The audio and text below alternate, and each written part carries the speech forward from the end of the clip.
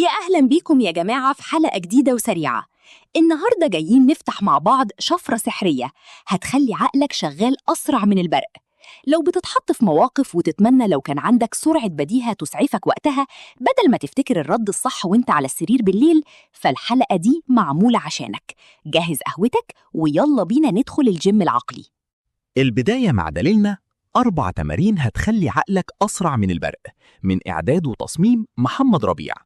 خلينا نتفق في الأول على خرافة كلنا بنصدقها، إن سرعة البديهة موهبة ربنا بيديها لناس وناس لأ، بس العلم ليه رأي تاني خالص.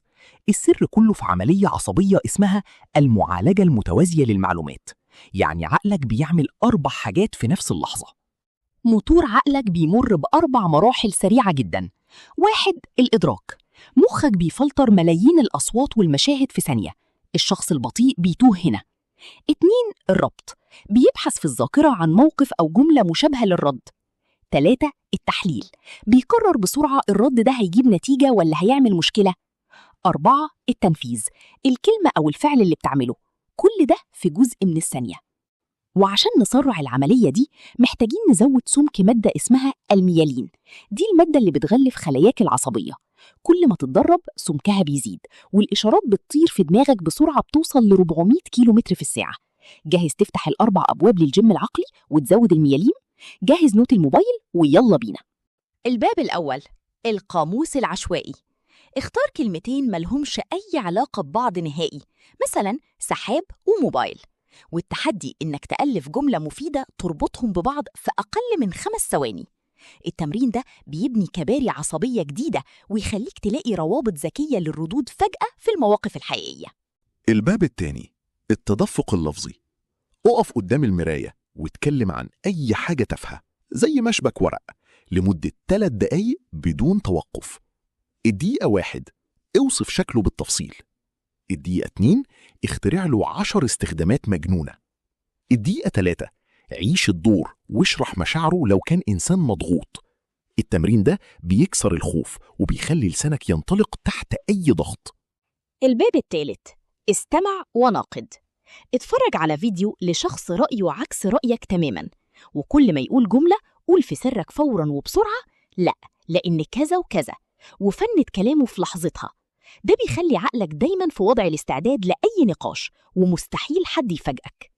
الباب الرابع، وسع نظرك. اقف في نص الأوضة، بص لنقطة ثابتة قدامك ومن غير ما تحرك عينك سمي الحاجات اللي في أقصى اليمين وأقصى الشمال. سرعة البديهة بتعتمد على قراءة لغة الجسد، والتمرين ده هيخليك تقرأ الأوضة وتلقط الإشارات قبل ما الشخص التاني يفتح بقه.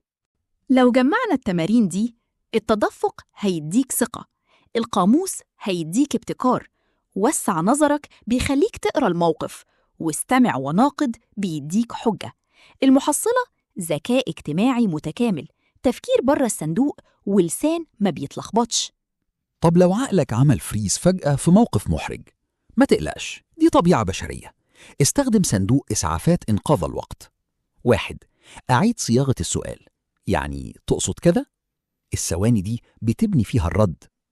2. أسكت بثقة.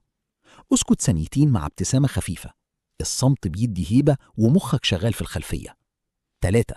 تكتيك نعم ولكن.